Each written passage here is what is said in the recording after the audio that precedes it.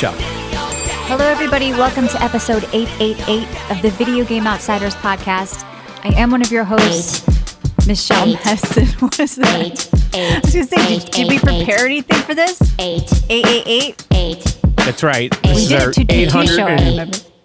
Yeah. 8.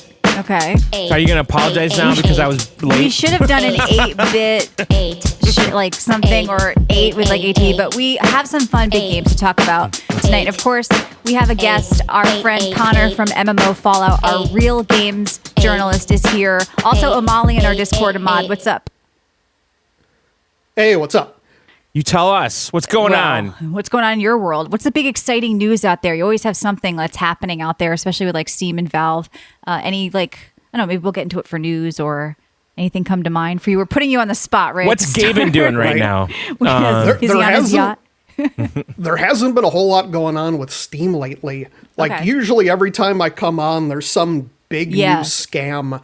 The only thing that I can really think of that happened lately was there was a fake copy of That's Not My Neighbor that was put up on Steam. Oh. And people very quickly spotted it and called it out as fake. And the people got shamed into taking it down. Does that work? The only thing that gets shamed? How did they put a bullshit game up? Yeah. They stole a copy. The only way you can get it right now is on itch.io. And the guy stole the copy and put it up on Steam for $10. I don't think it matters. Is I've heard people call it. Yeah. I've heard people call it many different things. I call it itch.io. Okay, so they're taking games, not just copying. They took the whole exact game and put it up on Steam that was popular on itch. Oh, okay. Well, shady stuff does go down there, but some good stuff does too. So we're going to get into that and more news. Of course, Switch 2 stuff. John, we did a special on the app this week. We put it out for everybody, though, because we went over the Switch 2 announcement. And in a couple of weeks, we're going to be talking to Ben Heck, who's been on before and a friend of the show. And he's going to maybe talk to us about his thoughts with that as well. So we've got fun guests coming up. Yeah, he's a good person to talk about hardware. He's a hardware guy. He is. And then tonight we've got the first Berserker Khazan demo roundtable, as well as all the other games that we played. So I'm excited to talk about that with you guys and get different perspectives. We're also giving away Helldivers 2 in the VGO Discord from our sponsor, cdkeys.com. It's a great place to save a few dollars on games and keys, and they're safe. They have great Trustpilot reviews, and they sponsor our show. And they're kind enough to give us games every week to give away to you guys to give back to the community. So check out Helldivers 2 this week. We also have those Gunnar glasses from Gunnar Optics, the Tony Stark inspired computer glasses from Gunnar Optics. John, we're going to get in trouble. They're going to say, you're supposed to be saying Gunnar Optics, and you're going Gunnar. The Gunnar. People are searching for Gunnar. I want you guys to go to like a glass shop and say, we're the Gunnars. The Gunnars. So thank you, Gunnar Optics, for that as well. And John, when you mail those out, you always send people like some of your spice. I do. That's right, because John has Those spices. are great glasses. Yeah, you got it. The other pair too. Yeah, they're pretty nice looking. I made a big pork shoulder, and I used a little bit of Big Sausage Energy and Garlic AF to season nice. You put intro. How was it with the big sausage? So good. Nice. I almost needed to go for a nap. I made a I made a sandwich out of it before the podcast. That's right. So we'll keep you well fed at VGO and with a lot of games. Well seasoned, well fed, a lot of games. And we're constantly doing the giveaways every week. So check out cdkeys.com. And as far as that, we do have a voicemail tonight. I believe, that's John, right. If you have that ready. Or I'm sorry. That's right, Tiger. By the way, if you guys want to send voicemails, pick up your phone and dial 520-FEEL-VGO. Can be a question, comment, whatever. Just pick up your phone and dial 520-FEEL-VGO. Boy, Visual here. I thought the Switch 2 looked pretty cool. I liked the reveal, but I think something that people aren't really talking about is that thing's going to be impossible to get a hold of at retail price. I think that's going to be the most scalped console of all time. So I'm in a good spot. Going to wait a while for it to actually be available, but I think that's just something to point out. I think scalpers are going to be all over this thing.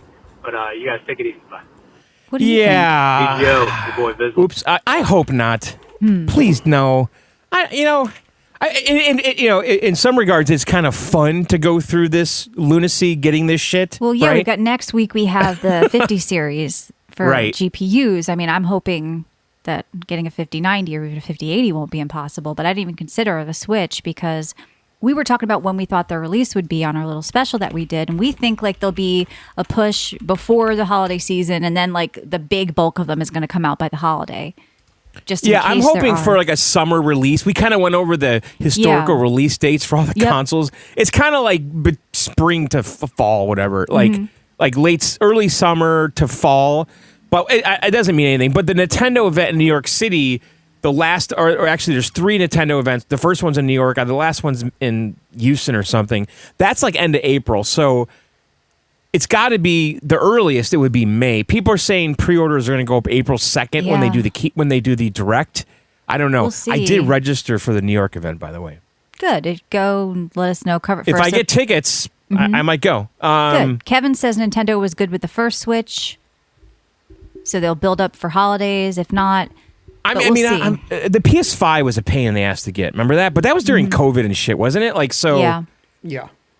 And We'll Nintendo, see. I think they've been probably making these for a year, right? They have, I like, don't a know. warehouse. It felt rushed with that render and the leak, and they're mad to the biggest degree or whatever. So, but hopefully things will go fine. All right, so let's jump into some games. 8.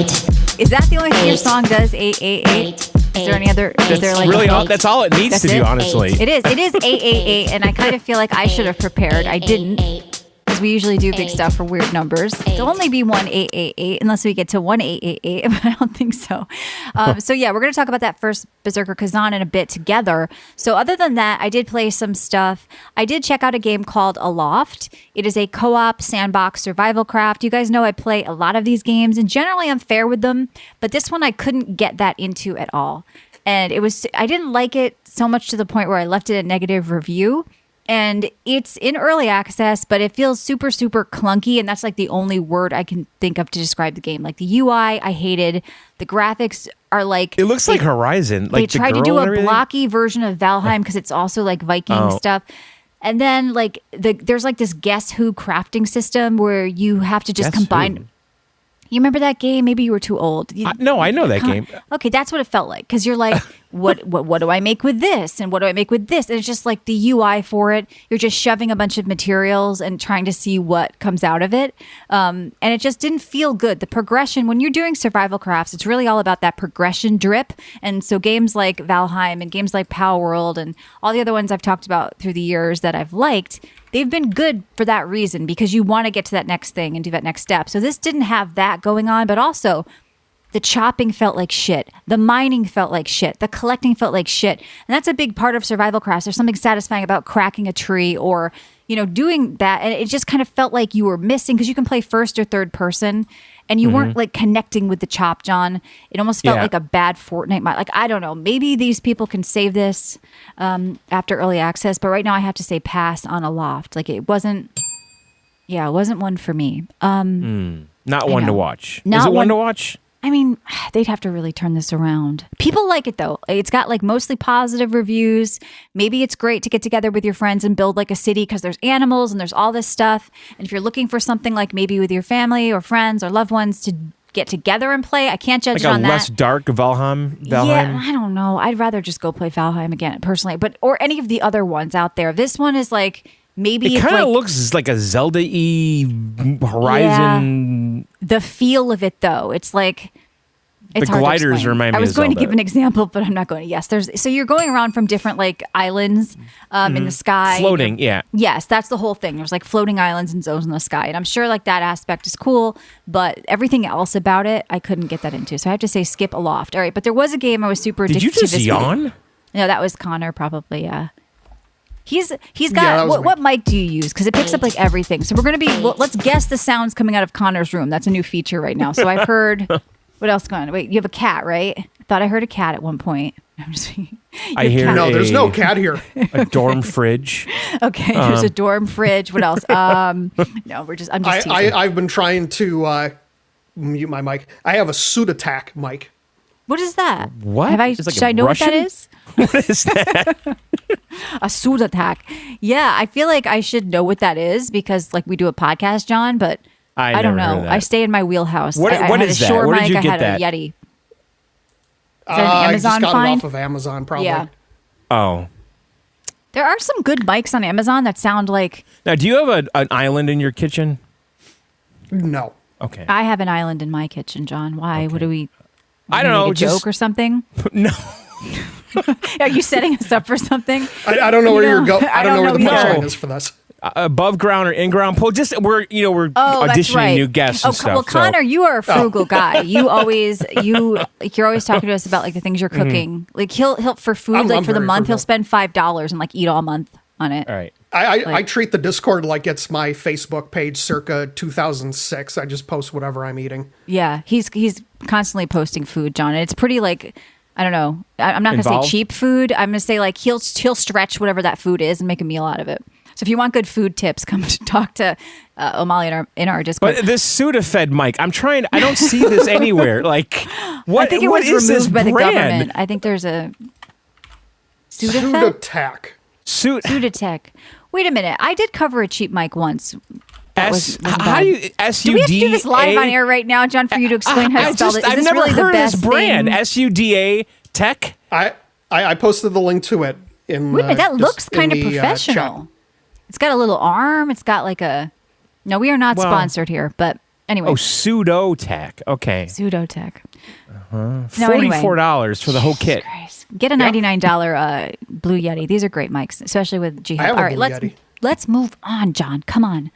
Let's talk about what we just did, John, because we streamed on twitch.tv/John and Michelle, and you can sub free with Amazon Prime. We just did a little pre-VGO game stream, which is something we haven't done in ages. People are like, you ever going to do that again? So you played Idle Fishing, and I played this game, None Holy, which I was super addicted to all week. I just beat the game and got S tier rank, which I was doing all week. I think I put about 10 hours in. But so anyway, as a funny story with this game, so I got messaged by a listener, Jeff, and shout out Jeff. And he's like, I'm going to give you a Steam gift card. I want you to buy this game. I didn't want to gift you the game because I didn't know if you'd play it because I thought you might be weirded out by it. And I'm like, okay, how bad can this be? Like, you have seen some of the stuff we've played. Right. So he's like, if you don't want to buy the game, buy something Why would you else. be weirded out by it? Just because of the sexy girls? Maybe. And also he was wondering, like, I don't know. Some people found this game offensive. But anyway, it's called None Holy. And it is basically a Hades-inspired... Because it's blasphemous? Like, why? Maybe. Yeah, well, that's not going to bother me. So anyway, It's a Right. Hades-inspired roguelike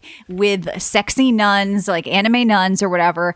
And other than, like, the pictures of the sexy girls... There's nothing sexual about the game. There's just like sexy girls, hot. You pick 1 or 3 hot chicks, and that's how you play the game. And everyone you interact with in the game, all the vendors, whatever, they're all like hot nuns, and they have cool stockings and high heels and stuff. So I can appreciate that, like necklaces and things. So no, it didn't bother me. So I was like, look, I'll try this. I do like Hades 1 and 2, but I like playing pretty girl characters. Maybe, you know what I mean? As a girl or woman, I'm not offended by it. I liked it. So I liked the idea, and I picked a character and I just started going with it. And I'm like, wait a minute, this is actually pretty good. So it's by one guy who did Wedding Witch, which I think you've talked about, John. He does like these sort of sexy girls, and like, but they're real games underneath them. So that one was like a Survivors clone. This one is a Hades clone. And he actually came pretty damn close to Supergiant Games, which is a small group, but still like a studio, an actual studio. And he's an artist, so the art is great in the game. And the feel is like almost there to Hades, like 75% of feeling like the combat of Hades, but just not as tight, not as polished. But in the next patch or 2 or whatever, maybe he'll get it. But I actually really like this game a lot. There's tons to do. It 3 looked characters cool. with their own progression. I liked what I saw, what you were playing. Yeah, like it's the actually loadout good. you had was neat. Like you had like a gun with a penis. Yeah, I call it knife. the penis sword. So it's like a gun with a penis sword that comes out. It doesn't look like a penis. But no, I played the ranged character Marie, and she's the executioner. And so you have like 3 different things that you can outfit them out with, like different weapons or like grenades or whatever. But also the whole time it's like Hades. You are choosing roguelike perks every time you level. You're going through different doors. One might be a healing vendor. Another one might be like a reward. And it has a backpack light style, backpack battles, inventory system. So you're getting these items, they go into your backpack, only what you can fit in. You can rotate them like old school Resident Evil bags or whatever. But there's no synergy with the items when they're next to each other. They don't create new items like backpack battles. And I think that's something he could add in the future. And I mentioned that during the stream tonight. So if you're curious to see the game in action, or you want to watch John and I play games and chat and find out why John has 37 movie tickets he never used that he paid for, you can listen to that or watch that, whatever, at twitch.tv/John and Michelle. And you can sub free with Amazon Prime. And that was a fun stream because I did beat the game in one run with you, John. I went through all the bosses and all that stuff. So Nunholy I did like. There's different endings, human and vampire endings, and I was trying to get both until I realized the only difference was what picture you got. Like the human ending shows her foot or something, and like the vampire ending like is just like sexy nipples or something. I don't know. Like there's no nudity. Yeah, so one of the endings, let me get this straight. One of the endings is like a you foot get some ending. foot action. Yeah, because I looked and they all, yeah, I was like, okay, so if it's only a different picture, I don't care. But so I was trying to get all the achievements and everything. And for $6, like Jeff, this is actually a good game. It actually was trending. It seems to be rated well. So check out Nunholy, which people in the Twitch chat were calling it Nunhole or Glory Nun or something. No, it's Nunholy, just unholy with an N in front of it. And if you're into nun thighs and nun boobs or whatever else, you might nun feet fetish. you might enjoy it. But I enjoyed it because it was a Hades like with cool characters. So check that out as well. And thank you, Jeff. I appreciate it. And no problems here. Like I'll play almost anything. And if you guys want to gift me games on Steam and you want me to talk about them, you can add me on Steam at Coastal Michelle. We also have a VGO group on Steam, so feel free to join that as well as in our Discord. So come on down for the people who haven't, and that's always fun. So I did play, like I said, the Khazan game, and I'm just drinking water with true lemon and true lime. John, what did you do? Did you get out of the Vatican? I already know he did. No, I didn't play Indiana Jones. Okay. So, everybody had a bet going, so we just wanted to I didn't play it, so cash out, guys. I didn't have time, but okay, I'll try this week. I gotta get out of the fucking. You are making like too many promises. Though. You can't. Well, you don't want to leave. That's the problem. It's you great. Don't want to leave. I just want to hang out in the Sistine Chapel and just look at all the stuff on the walls. You know. I know it does look pretty. I'd love to get to Italy and see it, but you should in the game. Like you've got to finish this game. It is very. No, I do want to go. Okay, good. No, I know it's really me, and the setup with the Vatican right now with the Nazi Zeppelin there and the bad guy coming. Like I think it's going to get really good after that, so I do want to get to that. Egypt is cool, and then it gets even better. I've heard because I didn't play after that. It has the last appearance of Tony Todd. I don't know who that is. Who's Tony Todd? Tony Todd. He played Candyman. That's right. Yes. But he plays a giant. He plays the giant that attacks you. Oh, yeah, that's in the beginning. Yep. Yeah. Oh, yeah. I didn't know that. Okay, I recognize that guy. I don't think I've ever seen. I didn't know him by Candyman. name, but Candyman is that's an old school horror movie, and you're an expert at it. I know you were talking about it in the Discord, Connor. He's a great actor. He passed away last year. Yeah. No, I was happy to see him at the start, and so yeah, John, play that. Okay, but you did... that character was badass. That big giant guy. Okay, so I picked up Donkey Kong Country Returns HD. Now, I have to admit, going into this, I thought it was an HD remaster of the original Super Nintendo game. It's not. It's a remaster of the Wii game and the 3DS game. So this is the third time they've released this game. And the third time you purchased it? I think so. Okay. I'm pretty confident. I know I bought the Wii one. I'm pretty confident I bought it on the 3DS too, but I don't recall. So it's not. So this is a retro studio. This is not Rare, and Retro is a good studio. And this is the one that came out on the Wii. The difference here is obviously HD graphics, whatever that means, 720, 1080. I don't know, but it's not 480, I guess. Okay. And the motion controls are gone. I think there's an option to turn them on because I saw it in the menu. But like in the original game, and by the way, if you're not familiar with Donkey Kong Country, it's a 2D side scroller. It's a good one. It started with Rare on the Super Nintendo, and it was revolutionary when it came out because it had like pre-rendered characters, and it was a really big deal. Like it looked like a 3D game, but it wasn't. They like pre-rendered it and made them sprites, and it was fucking awesome. The one on the Super Nintendo was phenomenal. I finished both of those, and I'll never forget those games. It looks like a mobile game now, though, John, and a $60 price tag for this hurts, or was it $70? Well, it was $60. I think it's overpriced, honestly, especially because this is like a late, in the Switch's life cash grab, essentially, right? It's like, all right, this is our last chance to, use some big IP and make some money before the Switch 2 comes out. Whatever. I do like this series quite a bit. Tropic Freeze was really good, the last one, but this is the one from the Wii. It is a good game, though. There's nothing bad about this game. It's a quality 2D platformer. It's definitely challenging at times. It's very creative. The platforming is so fucking tight and great. And if you don't know, like you're Donkey Kong, the big ape, and then you have Diddy Kong, as like kind of like your partner that you can get in a barrel, and he rides on your back, and he gives you like a hover ability, and it just makes use of all those mechanics really well. And there's lots of variety in the levels. There's like some minecart levels. There's like some of the levels look like Limbo, where it's just all silhouettes of people and stuff, and you can't see the characters. It's just a silhouette, which is very creative. And then there's like action levels with barrels and shit, where you're like shooting out of barrels like cannons.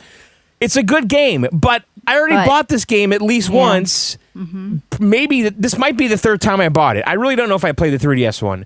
But I don't know. I was kind of actually hoping it was the Super Nintendo remaster, because I was kind of like ready to play that again, but I guess I missed that word Returns, which is the one that was on the Wii.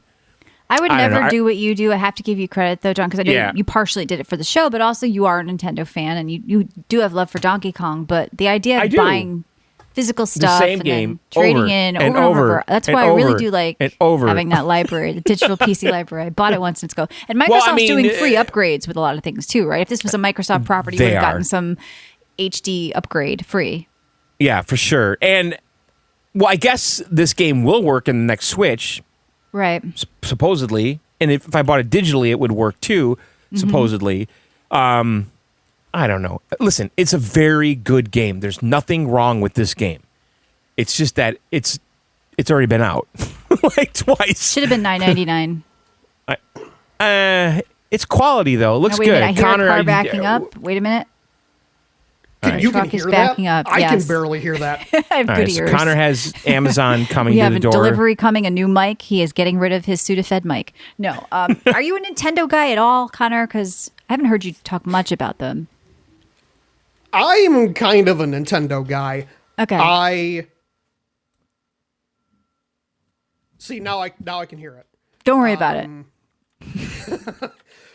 So, I mean, I do have my Nintendo Switch. I do play some games on it. I got back into Animal Crossing recently, but I don't really use my Switch for much. I was playing it a little bit during the time when when F-Zero 99 was still big. Okay. But that's pretty much died off. It's mostly bots now. Which John, game? Are you with us? Oh. F-Zero 99. Oh, that's yeah. I played Royale that. Yeah. No, I played that. Connor, it sounds like you're backed away from the mic a little bit. All of a sudden. Don't worry about the beeping. Grab that mic. Oh, I tried turning my my microphone down a little bit. No. Because we were just teasing. We're going to do it again. We're going to find the next noise. I should let people know I'm in the middle of a horrible. I'm getting 20 inches of snow, and that's construction equipment outside my house trying to keep the street plowed. Roads. Okay. Because I also live down the street from a fire department. All right. Maybe we'll get some sirens soon. We can really round this out. All right, Justin. Can you put like a mic in your yard and just like run it in your house? Maybe we'll get some animals. I don't need a mic in my yard. Apparently the one in my living room is It's my witch ears, like my witch fingers, John says. Yes, and your ET arms. That's right. My arms are fine. Sorry I don't have short, stumpy limbs, okay? Now, let's talk about some of the other stuff you played, John, because you were kind of... Idle fishing. I have 150 hours into this. That John streamed today with me on Twitch, if you want to check that out. He's into idle fishing. It is a stupid game. It is. It's just like something to do when you're doing something else. Yeah. But I have been playing it. It's not a bad idle clicker, though. Michelle seems to think it's like some gotcha pay to win game. It's not. I haven't spent a dime. Just because you can doesn't mean it is. I don't know, John. All right, so, okay, I want to talk about the Dynasty... Dynasty Warriors Origins. Sorry, yes. People are saying it's the best one in the series. Maybe. Nah. Okay, so this series, I really was introduced to, I think, with Hyrule Warriors. I think I played a demo of this on the PlayStation at some point in my life, but Hyrule Warriors was the one that really introduced me to the game, and it was okay. I didn't like fall head over heels with it, and then I did get Fire Emblem Warriors, which was again the same formula. And there's also Persona 1, which I never touched, and so I guess this is like the first Dynasty Warriors game, I think, since Dynasty Warriors 9, which came out like in 2018. because they've been messing around with the Hyrule Warriors and Fire Emblem and Persona and all this. And yes, I've heard the hype about this. So I downloaded it on the PS5, and I also played it on the PC. And I'm just gonna tell you right now, I do like this game quite a bit, and I like it better than the Hyrule Warriors. Also, in the it's just more interesting to me. It's about like it has like Chinese history in it. It's based on some book, like some famous like China lore book. I actually wrote it down here if I could find it fast enough.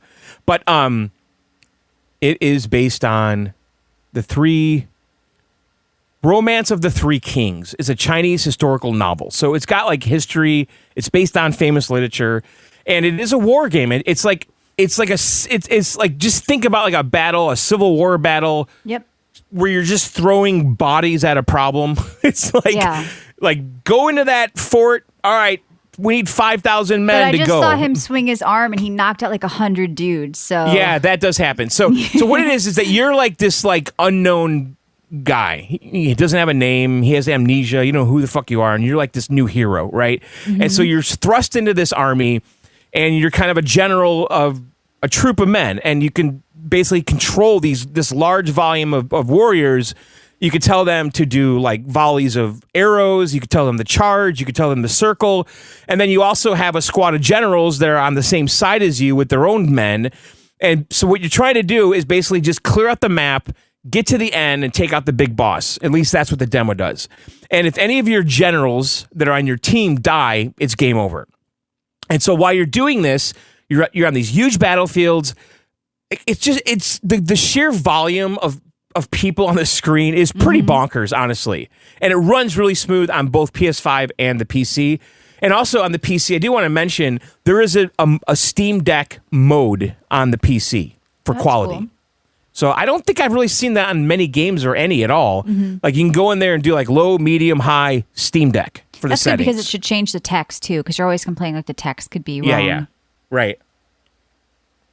But the game is not exactly easy. That last boss is a motherfucker, and I have yet to beat him, and I've played the demo almost 3 times now, getting to the end. Okay. And so I was so close before the show on the PC to beating the last boss. Is that why you were like 2 minutes late while Connor and I was making the 88. I was making the 888 song. All right, where's that song again? We got to milk this then. That's why you're late. No, this game looks really cool. I don't think I've really played any of these games, but this does look good and people love it. So I mean, check out the demo. The combat's basic. It's like light attack, strong attack, and then you have an ultimate attack. You do have a synergy with your partner. You have a partner that you can switch to, and you can choose who your partner is. There is like a loadout where you can select different weapons and gems and shit to give you different buffs. So there's mild RPG stuff here. Yeah. But the actual gameplay is so fun. It's truly fun. And so like you're in one area, you're trying to kill all of the generals and the head guys on the opponent's team. And so you're focusing on taking out the big guys, and they're not exactly always easy. And then at the same time, you're sending your army to just kill everyone else around them. And before you go into an area, you do a big arrow volley, and then you tell them all to charge, and then you rush in. You went into this a skeptic too, because you were telling me, I don't know, but you ended up liking it. I do like it. It's good. I played it a lot, honestly. For a demo, I played it like all the way to the end of my PS5. Yep. And then the game does something kind of cool. So when you get to the end of the level, you beat, and if you're stuck on the boss, you can actually rewind the game to like 10 minutes, 15, 20 before the boss. So that way you're not like 1 minute before the boss, and maybe you didn't prepare well enough, right? So you can go back 10 minutes. And because if you clear other areas, then you might become better equipped with like buns, like to heal you and stuff. So like if you're stuck at the boss with not enough healing ability, we'll just rewind it and then go get the healing and then come back. To the perfect point. Yeah. So cool. I that's a nice little feature. And there's 3 levels of play. Connor, are you into these? You said this isn't the best one? Yeah, I haven't played them in a while, but the only thing that I really didn't like about the demo for this one is that you have one main character and he has no personality. The best thing about Dynasty Warriors was always playing different fictional and real characters from history. Yeah. Which I think this is doing. I don't know what this book is, honestly. Is it based maybe on... he'll get a personality once his amnesia clears. It'll be like Memento. It's backwards. But I don't know. I've never played any of these. It's kind of a hole in my gaming repertoire. I should maybe look at the demo too. It's fun. Like it's really like it's so chaotic. And yeah, Michelle, like you can rush into a bunch of foot soldiers and just swinging your sword, and you'll kill like 50 of them in like 1 second. Right. And then you have like this KO counter, 50 KO, 100 KO, 500 KO. Right. But then you see the lieutenant or the general from the other army, and then it all kind of stops and you have to deal with him. You gotta run to him. So you're micromanaging and stuff. But you're kind of clearing a path to him by just annihilating all of the foot soldiers.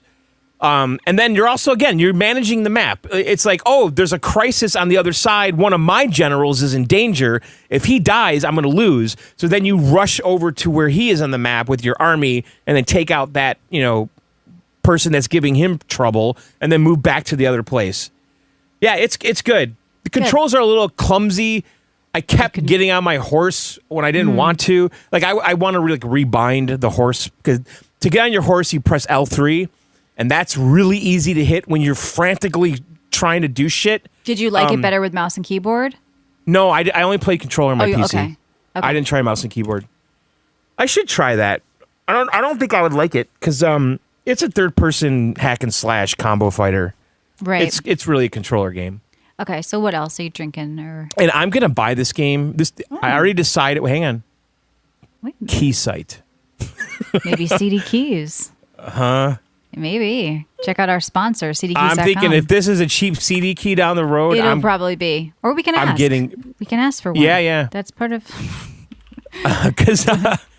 yeah. But no, CD Keys is great because like things will drop like dramatically. Like even if it's like $10 off in the first month, like check back like 2 months later and they'll have it like half off. So right. Yeah. Yeah, and not an intentional plug for CD Keys, but it's $54. Well, it is an intentional plug. They do sponsor us, so it's good to mention them. I know, but I was just... This naturally is coming up, I swear. Yes. No, that's why we like it, because I've been using CD Keys for years. But yeah, check them out there, and this sounds good. But the demo progress I've heard carries over. I can't confirm that. That's what somebody told me. So that's probably good, too, if you want to try the demo first. How much is this a $60 or $70 game? I don't know. Let me see. I think it's $70. Yeah, $70. So 54 already is actually cheaper at CD Keys. All right, good. Yeah. What are you drinking? I'm drinking a not just another story double IPA, but it's a non-alcoholic IPA. What makes it a double? Well, a real double IPA would be like kind of double the alcohol and stuff. It's like overly hopped and like double fermented. the imaginary. Yes. So I was so curious by it because they called it a double IPA, right? But there's no alcohol in it, so like whatever. It's like extra hoppy. Yeah. All right. It's okay. It's not. It's making me thirsty. Honestly, it's That's like all right. We'll got take Simcoe, a break before we do our round table. And Citra hops. Okay. Double the non-alcohol. All right, Connor. So what did you do over there? I know you were playing a bunch of crazy stuff. Oh, I've been playing a bunch of crazy stuff. So I was playing a few weeks ago the demo for a game called White Knuckle. And the game, it's a very stressful climbing game where you're climbing up a 90-degree wall in what it seems to be like a missile shaft. It looks like a missile silo to me. Yes. With kind of like old school Quake graphics. God. Yeah, this is like old school. It has Quake graphics. The graphics are partly inspired by Half-Life. Yeah. And the whole idea is that you have to pull yourself up. Your left mouse button controls your left hand, and the right mouse button controls the right hand. Right. And you have stamina for each hand. Oh. So you have to climb up while keeping. Now, if a dude has more stamina in stamina. his right hand, you know what that Can you means. level up your hands individually, or like? No. Michelle and I were thinking the same way there. you find unless he's left-handed, then maybe they can mean something else. Yeah. So you find cans of soup throughout the level that What you the can hell? eat to replenish. Can you like sit on your hand for a while and have like a ghost hand? Warm it? Yeah. So like one of the ideas, so you have little these kind of pins that you push into the wall, and you have a hammer with you that you have to hammer them in. But it's all a game of managing your stamina, knowing where you can jump to, how long you can hold on. This would be funny with co-op if it was one person played one hand and one played the other. I would probably try this with somebody, but that would be horrifying. I know. I think like my friends and I would all kill each other, and one person gets 1 foot, like a 4-player. You each have a handed foot, like a potato sack thing. But this is interesting, and there is a demo, so. There is a demo. There's a lot of stuff to do in the demo. Okay. Is it good? I think it's great. It's incredibly stressful because as you're going up through the silo, there's a water level that rises, and there's a monster in the water. So you have to go at some kind of pace to get up. Yeah. Now, is there combat? Because I'm seeing in the screenshots, like he has an auger drill, like a monster. Or no, that's graffiti. There is combat, kind of. Okay. You do get your hammer can be used as a weapon. There's going back to the Half-Life theme. There's the equivalent of barnacles. Mm-hmm. There's barnacles that will attach to you, and you have to punch them to get them to drop you. And there's like random little monsters that show up. Okay, but you could just fall all the way to the bottom and lose all your progress and die. Okay. You can slip and then fall all the way down. That's like chained together. That's what I'm thinking of in my head, because like sometimes we'd fall all the way, and other times we'd like catch ourselves halfway and start from there. It's there. Yeah. Your heart stops when you miss a jump, and then just kind of catch yourself on the way down. Yeah. Now this would be a tremendous VR game, right? For sure. You'd probably throw up. Yeah, but the hands having different stamina cracks me up. All right, so I think you were, I don't know if you're going to talk about this game, but was it Sorry We're Closed? Yes. What is that all about? So I'm on my third restart of that game because I keep screwing up some of the side quests. As I told Michelle, Sorry We're Closed is Silent Hill, but much gayer. Yeah. So you play your main character's name is Michelle, and you get cursed by a demon named the Duchess, who tells you that you are going to love them within 3 days, or you're going to suffer forever. Wow. In permanent torture. And so you have to work with your friend Robin to find 3 prior victims of the Duchess and defeat them in order to steal their third eye, so you can combine them into what the fuck is going on? This has overwhelmingly positive reviews, and I gotta say, it does have a style to it. But what makes the style is? Oh yeah. What makes it reviewed so well? Like the loop? Like what? So the style is when you're walking around, the gameplay is very similar to Silent Hill, where it has the somewhat static backgrounds, but the camera does follow your character. Okay. When you go into combat, when you right click to go into combat, it switches to first person. And the whole idea is that you have to let enemies get close and then open your third eye, which stuns them and reveals their heart. And you attack that for maximum damage. Now, you said you restarted, though. Did you do that just by choice, or is it at all like they expect you to restart? No, I did it by choice. Okay. There's a bunch of side missions in the game. So it is a game with multiple endings. Okay. And there's little things like it's mostly based around whether or not you want to sabotage or save relationships. Right. Mm-hmm. Now, I really like the style quite a bit. Like, I love the shocking magenta color everywhere. But it almost looks like a sex game that we play around Valentine's Day. It's not though, right? Well, you said it was. There's definitely no like sex. Right, but it's all like looks sexy. like there's kind of like David Bowie, like Yeah. kind of androgynous kind of. yeah, androgyny kind of thing going on with it. Mm-hmm. There's a character called the Operator who is this like blue demon kind of thing that splits off at the waist into both a male and female character, and the male one always has his tongue out in the photos and has a pink collar with baby written on it. What the hell? You have to. So there's a whole subplot of the game where one of the characters, Daryl, owns a club, and he's working for the Duchess, and the club exclusively serves demons. And there's an angel that works for the club and does sexy dances. And at the end of every dance, she executes one of the demons, and the other demons love it. And it's like she's like the most popular performer.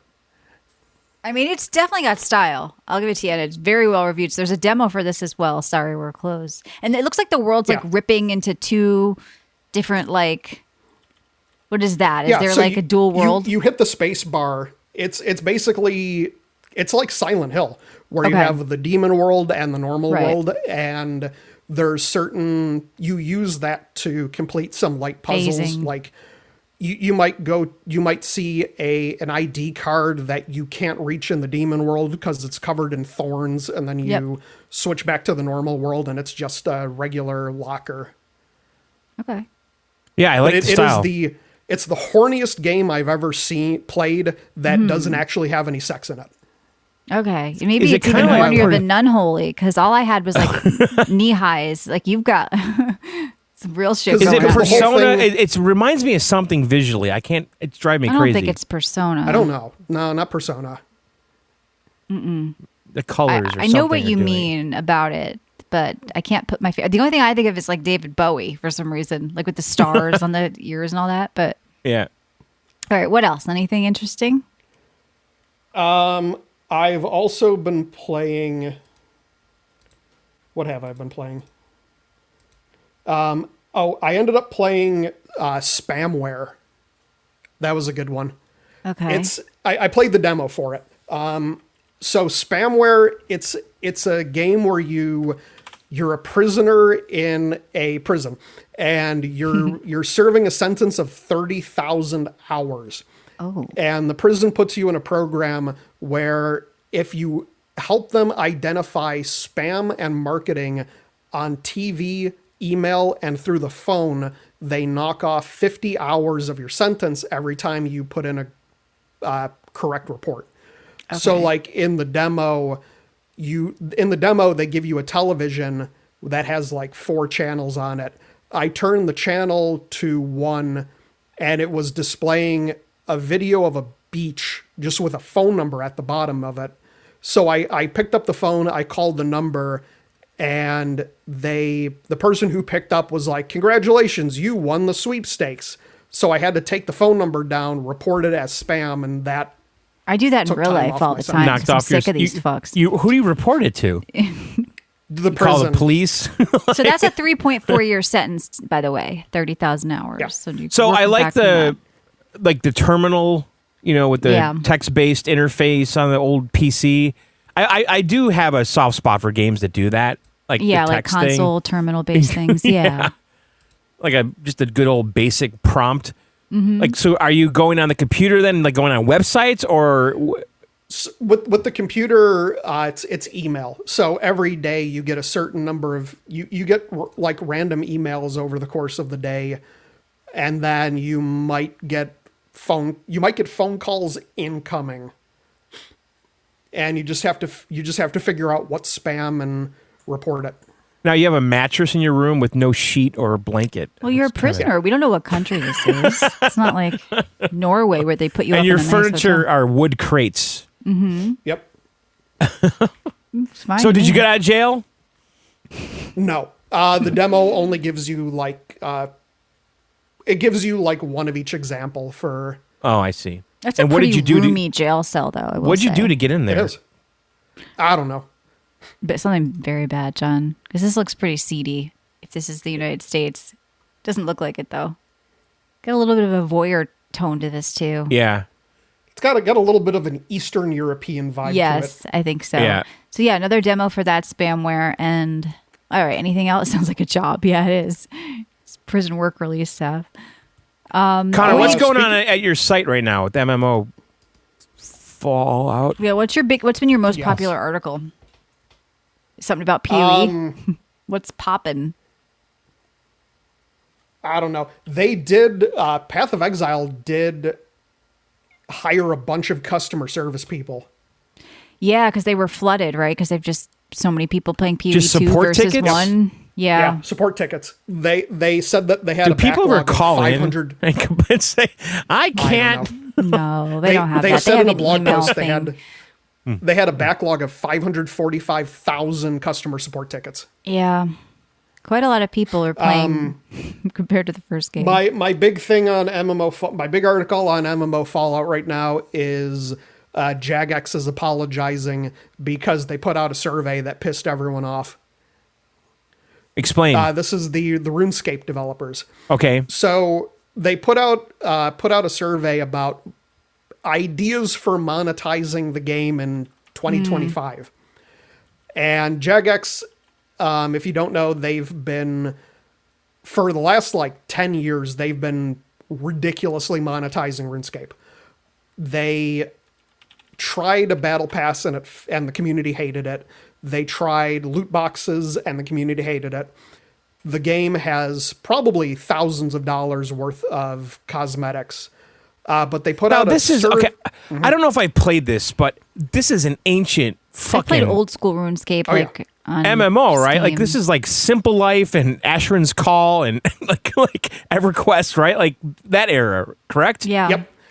I am still grandfathered in at the $5 a month RuneScape subscription because I haven't let my subscription lapse since May boy. of 2004. So they put out a survey and it was asking people these ideas, like they were giving little ideas of would you pay for this? Would you does pay that. $30 a month if we gave you 4 character slots? Because you can only have 1 character in RuneScape.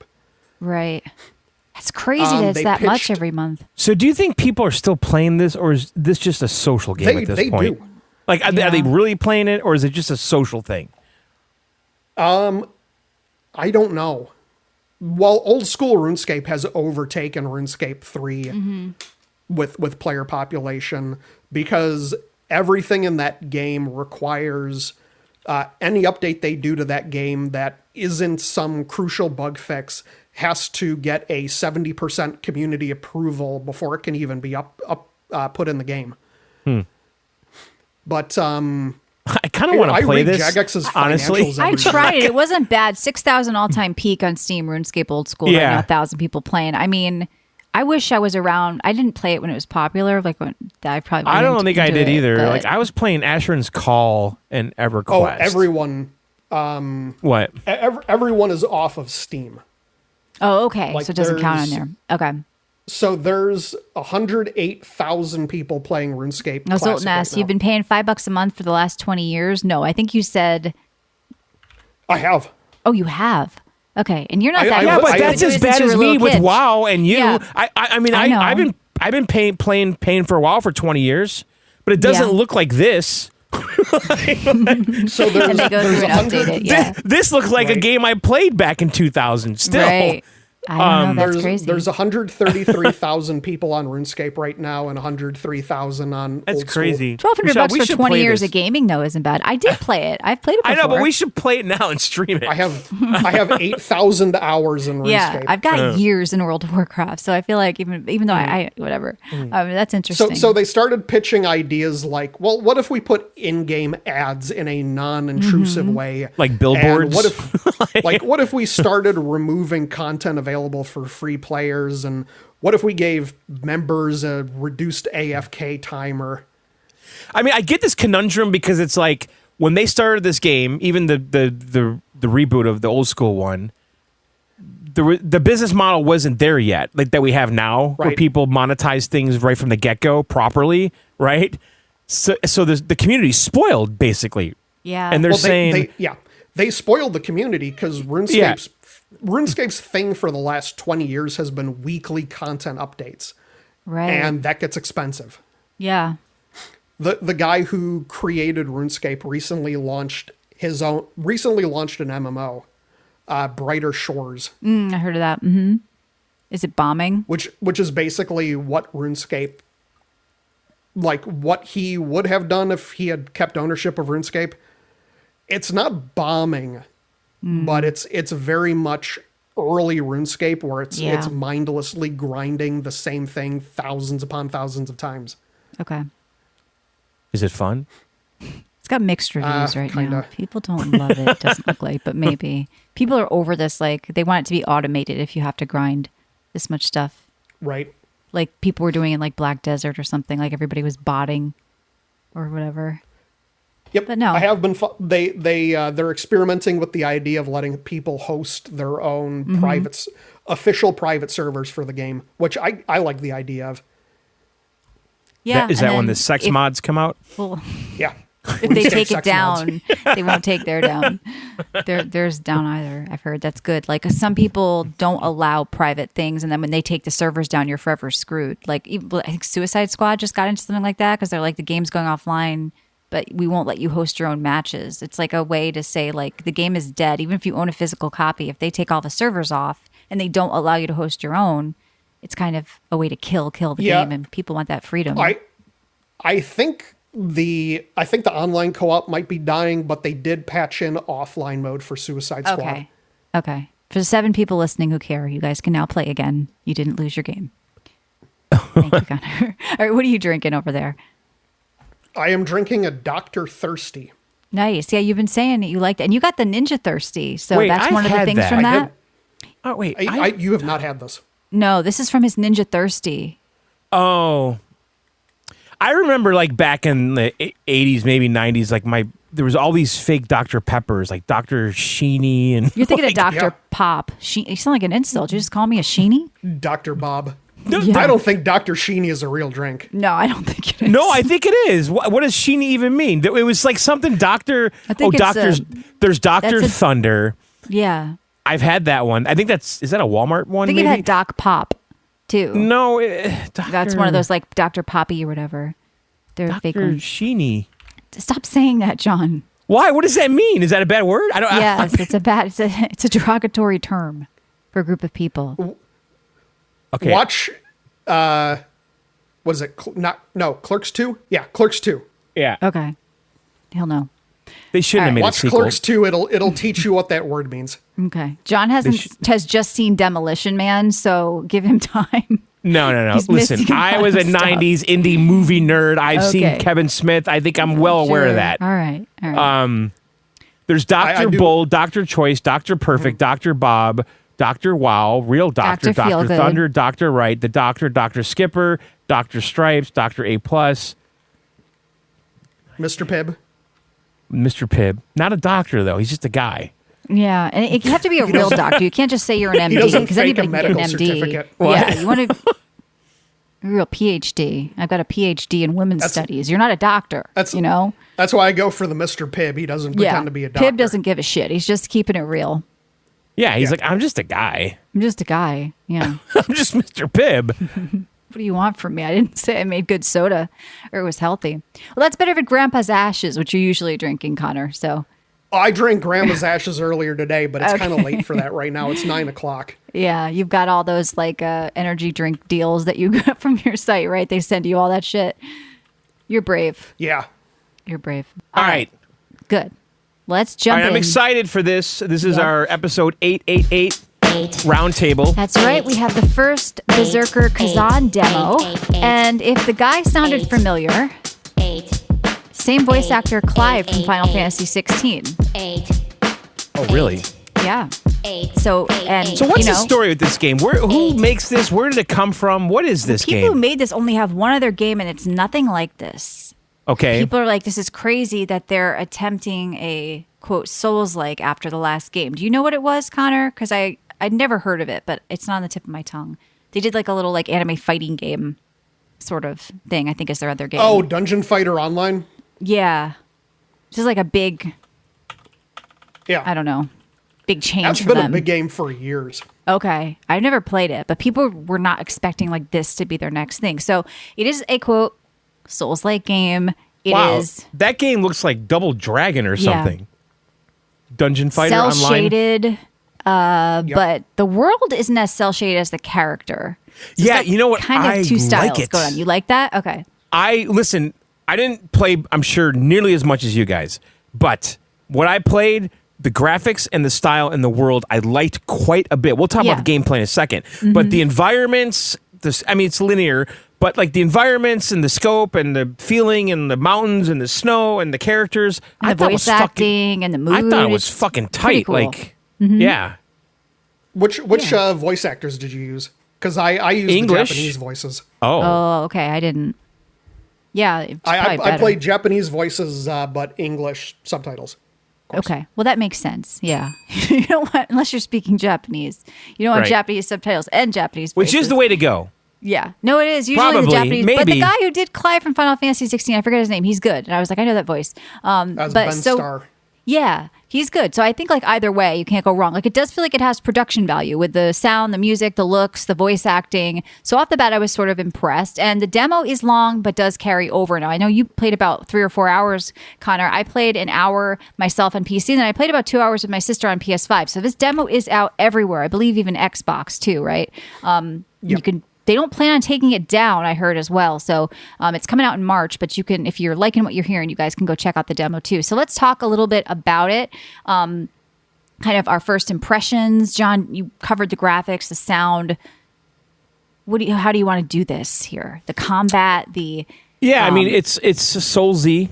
It's Soulsy, and the thing that's it's cool Ninja about it... Gaiden-y. It's a little... I mean, it's faster. It's and ninja Connor, type play. You spoke about this, too, because you were telling me there's, like, even gear sets. So as I played more, I could see, like, to me, I was bringing up Neo in my review of it that I put on Steam because it does feel more, to me, like a Neo-like, more than, like, a Dark Souls-like game because you seem to be building more around your gear and your gear... Like, you're getting a lot of loot and you're swapping your gear a lot, and there's also gear sets, which is interesting. So you kind of feel like more RPG-ness with loot sets and stuff like that. And I think, Connor, like I saw you with a bunch of different, because you were playing on Steam Deck and you put up a little video on your YouTube and you had like some different hat that I didn't have yet. And like, what was your impression of it?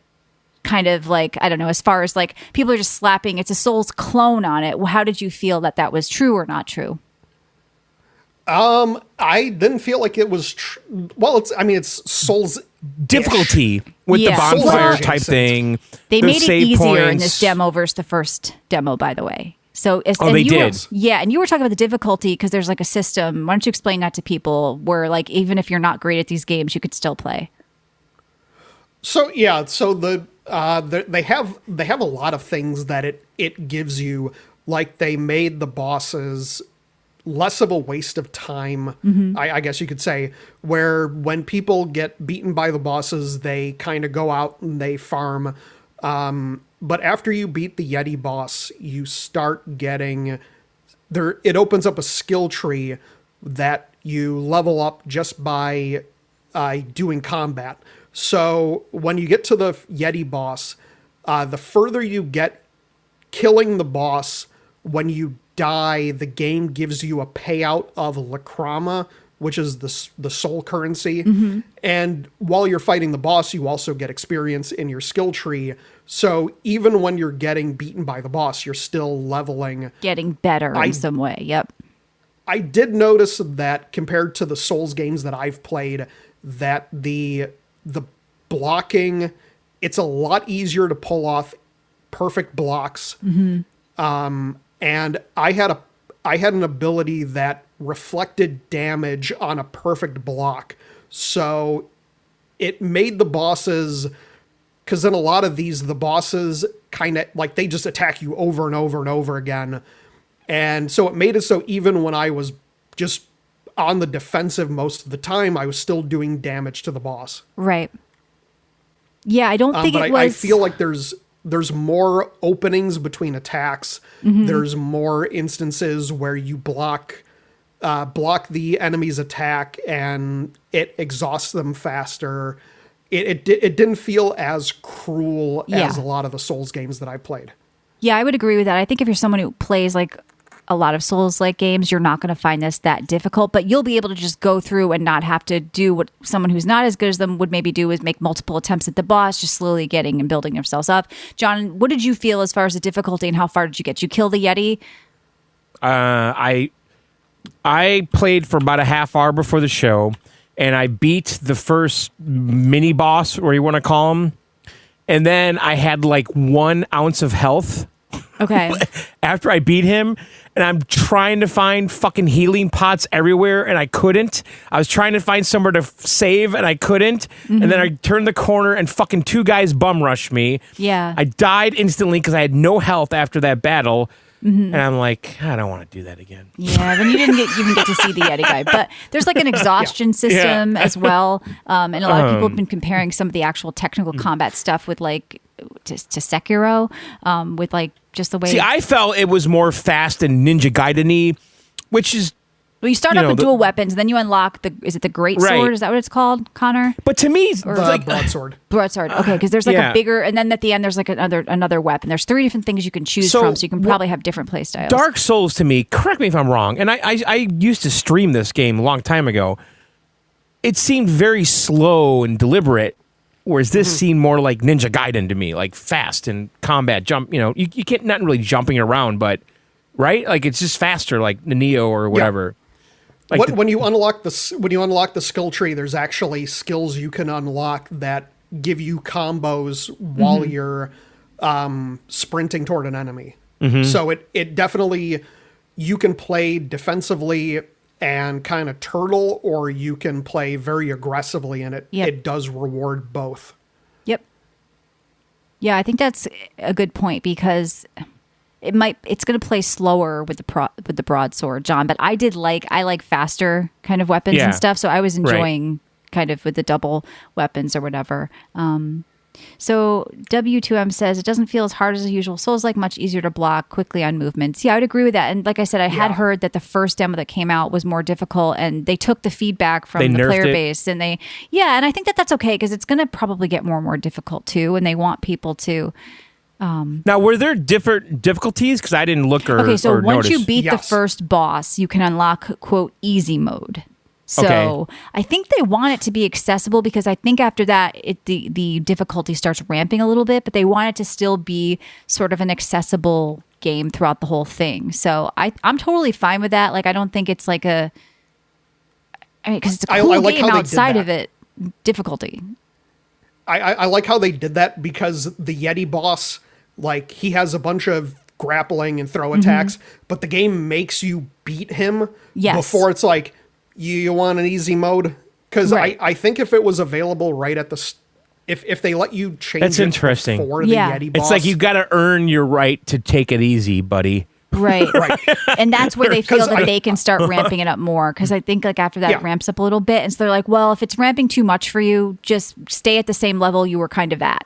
Because the Yeti boss, I love the bear mini boss. Yeah, is that who you meant, John, when you said you killed the mini boss that was the bear? No. No. He's after the Yeti.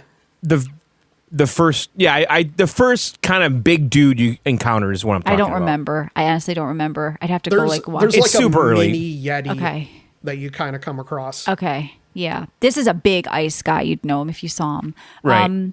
But yeah, I think it's forgiving in a good way, but I do think it ramps, and if it's ramping too much, you go to the easy mode, and it's kind of an interesting choice. Like, a lot of games don't really do that, especially if they call themselves like Souls-ish or whatever. Is this the next Wukong? I don't think it's going to be as popular as Wukong, but I do think that most people who are playing this seem to be impressed by it.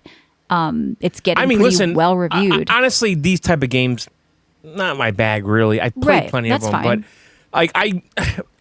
but I have to admit though, like, I was impressed with it. It seemed linear. I wish there was more exploring. I wish my character could jump. I mean, he can kind of jump, but he doesn't really jump. Like, it's mostly just a roll, like a dodge thing. That would be my big, because I wanted to explore. I wanted to find things. I wanted to jump on ledges. You can't do any of that. I think that would have made the game way more interesting to me. I mean, does it get less linear later or no? Not No. really. Yeah, it's not really that type of thing. I mean, I agree with you. I always tend to prefer, even if it's not like a huge blown out world like Elden Ring, I still tend to prefer like bigger areas, which was kind of one of the things I didn't, even though I liked Like, they Wukong, tease they it. stayed a Like- bit linear as well. Like, I thought at some point I had some agency to go different ways. You don't. Like, if I go left, it just ends in like 2 seconds, and I can loot something right there, like a rock. And then if I go right, well, that's where they wanted me to go. I mean, maybe right? that's why, and you can speak to this too, Connor, on the Steam Deck. Yeah. You were getting like 50 frames or something. Like you ran well on the Steam Deck, and you Yeah. said it looked pretty good. So I got Wukong ran fine on the Steam Deck, honestly. I know. Good enough. For the most part, I got like 45 to 55 frames. The only time it went down was during the Phantom Blade boss fight at the end, but even then it was in the mid to high 30s most of the time. I never, for a game that requires reflexes, I never felt like it was putting me at a disadvantage. yeah. No, and I mean, this comes out March 27th. And like I said, the demo's out everywhere. They don't plan on taking it down. I've heard it can be 4 hours. I didn't see the last boss personally, but I did end up like looking at him on a stream, and it looks really cool. Like the bosses like start to look like they get pretty badass as well. So The second boss fight is the second boss fight almost had me put my Steam Deck through the wall. I was recording video with my Elgato, and I got within like a couple of hits. That's a name brand for you. Oh yeah. I use the Elgato and the Steam Deck dock to record. I have a video series on YouTube called Crap on Deck, where I talk about games on Steam Deck. I got within 2 hits, 2 or 3 hits of defeating the final boss for the first time, and the Elgato feed cut off, and it cut off my video, and I died. oh no. So that's That more a sucks. problem with the Elgato, not the game, maybe. I think it's because once the Steam Deck is running for a certain amount of time, I noticed that the video out tends to have more problems. Really? Okay. Like it's So overheating? once I think so, because once I turned it off for a little bit after that, and then when I went back to it, while I was editing my video, and I actually got it to I actually beat the boss. So you're docking it and then setting the video through the Elgato into your monitor, and then you play with a keyboard or a mouse or a controller? Is that what you're doing? Some games I do. But I mostly, when I'm recording video, I feed it to my computer, and then I record using OBS. Right. And then I usually have the video playing on another monitor. Gotcha. Well, I don't think we have anything else to say about this other than like try the demo. Like even if you don't love, I didn't know this was on PS5 too. I played on PC. So check out the Because I love my first PlayStation. Berserker Khazan. I know you do, because we're gonna find out though that It kind of cock teases us, because you get crafting ingredients, but there's no crafting in the game. You get gold, but there's nothing to spend it on. Yeah, it does say I could sell something at a vendor I picked up or whatever. Yeah. But there's no vendor yet. Right? there's a lot that's gonna open up. Yet. Yeah, even though that's pretty beefy demo. I got annoyed with it because the game gives you these kind of power, like you can get items that give your sword flames, and like you get these. I got like that. any other game where you can throw these little bombs at enemies, and you could throw rocks at them. Yep. Like there was one section where there was an archer down the road. I could see him, and then a dude with a shield closer. And then I would throw the rock at the dude with the shield and lure him in the back, so the archer You couldn't played hit a lot me. slower than I did. I just ran straight at the archer and hacked his head. Yeah, but if you're battling the not guy yet, with the shield, Opti. the archer is fucking hitting you as you're trying to knock that guy down. It was so forgiving, though. I felt like you could just do everything. I know, but I was trying to because I had rocks in my bag. I'm like, what the fuck do I do with What do you these? do And I with these started rocks? using them. No, we didn't talk about Zoe yet. We'll get into that in a minute. Yeah. I got so proud of myself because both the Yeti and the Phantom Blade have a very distinguishable, but also when you're in the heat of things, they have a grapple attack that has kind of a long charge up. But as you're attacking them, it's very easy to get caught by it. And both of them just kind of grab you and throw you to the ground. And by the time I beat the Phantom Blade boss, I got kind of perfect at dodging that grapple every time. Yeah, I mean that's a sign of like a good game where you feel like you're like getting better already, and when you fuck up, you start reading the bosses. Yeah, when you fuck up, you know it's you. Like I made this mistake, and it feels fair, you know, because sometimes when bosses are designed poorly, it's like, well, there was nothing I could have done. So you just kind of can see yourself getting better. So I think it's like forgiving enough where people, even if you don't play tons of these games, you should still look at it. But anyway, let's move on to news because there's been some stuff happening, like the Horizon MMO has reportedly been canceled. Is that confirmed, Connor? Because I know you cover a lot of MMO stuff, or is that still rumor? It's still a rumor. That comes down to NCSoft canceled a number of project titles, and because the project had the letter H in it, people assume that it's the Horizon title. I feel like it probably is true because a list went around, list of canceled PlayStation Paul Live Tassi service on games. Forbes. Concord, they canceled the unannounced God of War game. The Last of Us multiplayer canceled. Spider-Man 2 multiplayer canceled. Ben Studio multiplayer canceled. Twisted Metal canceled. London Studios co-op game canceled. Deviation Games multiplayer game canceled. Payback third-person Destiny spinoff from Bungie canceled. Rumors Jade Raymond's game may be canceled from Sony if it doesn't do so well. I don't know. Thanks, Concord. Yeah. You really scared the fuck out of Sony. So you're saying Tassie is saying it was canceled, the Horizon MMO? I mean, come on, that's kind of a... They're banking too hard on her with the Lego game that nobody bought. I agree. I don't listen. The games might be brilliant, but I don't get the appeal of them, honestly. And they seem to think she's some rock star. This character, I don't get it. Yeah. But this was a Korean developer making this MMO, right? So yeah, it might have been good actually, right? Yeah. NCSoft has been shitting the bed lately.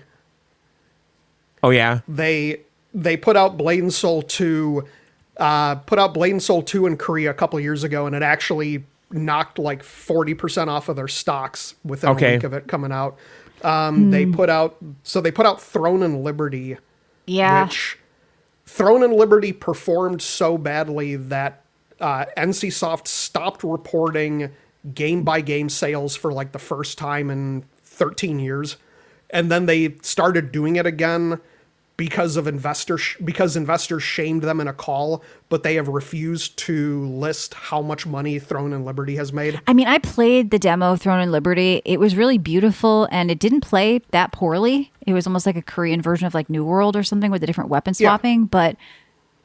I almost played this because I kept seeing ads for it over and over and over and over. I saw ads everywhere. Yeah. But it definitely felt generic and not great. The big head scratcher for me with all of these cancellations is The Last of Us 1. Because they cancel it kind of at the height of Last of Us lunacy with the TV show and stuff. I think they just don't want to take any live service multiplayer this is a while risks. ago. But this is before Concord, though. Why did that thing just go away? Because I remember they showed like gameplay at E3 or some other event, and then the TV show was a big deal. Why? The people who play Last of Us don't want multiplayer. It would have been just some stupid Uncharted type thing, right? Because Uncharted the multiplayer was stupid. But it would be like with the multiplayer that they added on to Tomb Raider back in 2013. Yeah, that nobody played. Yeah. And same with Uncharted. Remember the Uncharted multiplayer? I remember playing that like, this is fucking dumb. Assassin's Creed did that once too. I think one was okay. Most of it was dumb. I don't think people in these single player games really want this shit. And I think it was probably a wise move. What do you think the Spider-Man multiplayer would have been? Like, what is that? They probably sort of like, oh, Marvel Rivals is doing good. No one's going to play this. Jerky, I can be Spider-Man or Spider-Man. Or Spider-Man. Spider-Man multiplayer sounds like a netcode nightmare. Like just lag constantly. Yeah. Right, just people, a bunch of Spider-Men, Spider-Person swinging around. Yeah. I mean, it sort of fits with the Spider-Verse with like multiple different Spider-Mans, but I don't know. I think all of these sound like good moves to me. Even I like God of War, like the God of War game was canceled. God of War full live service game. Like, okay. Probably makes sense. Honestly, why take your like God of War, Last of Us, Spider-Man 2, all these like really popular, brilliant first-person games, and shove multiplayer in it when they're sitting live on service God of War game? That could have been something else. That may not have been multiplayer. Well, what would that be? Diablo is live service, for example, and not really all about the multiplayer. Okay, live sure. service means the constant updates. My point was this: you guys are releasing Concord and all these other bullshit shooters, you're sitting on SOCOM and Killzone. Like, go back to that well. Right? I think so. I think, listen, SOCOM, I feel like I've said it. I started, Sony single player story I'm sorry games. to repeat myself, but SOCOM at one point was as popular as Call of Duty. I think it really was. Mm-hmm. It was like the PlayStation shooter to have. Poof, gone. Don't get it. It's too toxic, John. They don't want that. Think so? I don't know. I mean, it was the first PlayStation game with voice chat, if I remember correctly. I'm pretty sure that's right. We were making fun of it at the time because it was like a big deal that they had voice chat and Xbox already had it and things like that. And it came with like some wireless, like Motorola style, like early 2000s headphone. Remember that? Yeah. Like, remember those kind of loopy, whatever. I had those. So, okay, what else? Well, I was going to talk about this, and this is kind of old news. Actually, this is old news, but somehow this resurrected today. Like back in November, and maybe we missed this, and I wanted to bring it up because I guess Forbes did an article that, and we might have covered this, Michelle, I don't know, but this news story has bubbled back to the surface that Sony is working on a handheld, and people are speculating it's the PSP 2. But the thing I took away from it was it's going to play PS5 games. Locally. Because it's not going to be like the Portal. No. Do you think if that's... I mean, we talked about this before. If they're going to make a new handheld, they can never go back to the old PSP and Vita and DS model where you have unique games to those systems. At this point, games, exclusive the game to systems are all dying. The game. If you play it on your PC, your console, your handheld, your phone, it's the same fucking game, right? Mm-hmm. Yeah, and I think with the rumors of the Xbox handheld, they have to compete in that space, and there's no reason why they shouldn't. I mean, I have a lot of people I talk to have a fond memory of a Sony handheld, whether it's the PSP, whether it's the Vita. I love the PSP. I don't hear that about the Portal. So the Vita was for me. Mm-hmm. I'm in the minority. I think that was one of the first handhelds to have an OLED, but I like the PSP for some reason. Yeah. And if they do. I think they should call it a PSP 2. It's just a better name than Vita. But Vita sounds like too late. Vita's like a Coldplay song or something. I don't know. It does, like Viva La Vida or whatever. Yeah, I don't know. There's definitely a market for it. Like I said, we've got the Xbox handheld. Will it have Steam on it? And then we've got Switch 2, which people are... All right, let me ask a question. We talked about... Go ahead. And by the way, the rumors came out today about the Switch 2 pricing. $450. Mm-hmm. For the unit, $500 for a Mario Kart bundle. I could see that, and then the OLED, if it doesn't have OLED, will be $100 more. Yes. All right. Let's just say all things equal. Okay. Sony comes out with a portable PS5. Microsoft comes out with a portable Xbox. Nintendo has a portable Switch 2, and they're all around $500. What do you think is going to happen? And what does this do to living room console sales for Sony and Xbox? Well, I mean, all of these reports say that console living room sales are stagnant and dropping, and PC sales are up. And this is part of that, like mobile PC sale, whatever. Like this is the future. I don't think people are going to continue on with these big, expensive boxes in their living room. They want that one system to take them everywhere. So I feel like, where does it go? Which one do you pick? You're going to own all three again? I don't know. I think you own the handheld PC that can play all the games, personally. But the Steam Deck is so gimped in the living room on the TV. It really is compared... Well, I mean, there's more powerful handheld PCs. And I think, for me, like I said... Not as powerful... Listen, handheld PC version of name the game... The Xbox or PS5 version looks better. I'm sorry, it just does. Yeah, but I'm saying if you're talking about the handheld on a TV, world, if you're saying it's dying, then that's what I'm saying. How powerful is the Xbox handheld that's coming out? How powerful is this PSP? You're saying it's going to play PS5 games. Let's say the PS5 is awesome for $500 as a handheld, and the Xbox also awesome as a handheld. Does this completely nuke fucking living room games? And if it does, now we're talking lowest common denominator for everything. Games are going to get worse. Discuss. I don't want the Nintendo model for everything. I mean, D-Sal says the new Mario Kart footage looked weak graphically. Yeah, you're not going to ever be blown away by anything. People are Nintendo saying that it graphically. is using advanced shaders, that it doesn't look weak at all, and it's actually very powerful. So, I mean, they're just looking at the big data. Yes, we know you guys listening are going to keep buying the consoles, but when they've like this report just came out that said they're looking at like living room console sales and pricing and spending or whatever, and it's not seeing the growth that other markets are seeing, like PC. I get it, so but they don't know what to do. Gaming is going to go backwards. We're going to go backwards. I mean, it's always a risk. But Unreal 5 is running on these handhelds. And yeah, Unreal 5, I keep reading that it's garbage, and I'm starting to think it might be true. I think some developers are good at it, and most are not.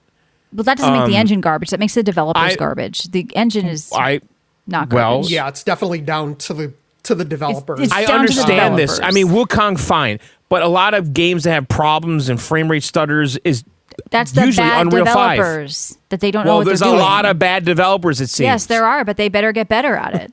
Or the just Asian wait developers until will do it. Unreal 6 comes out. Right.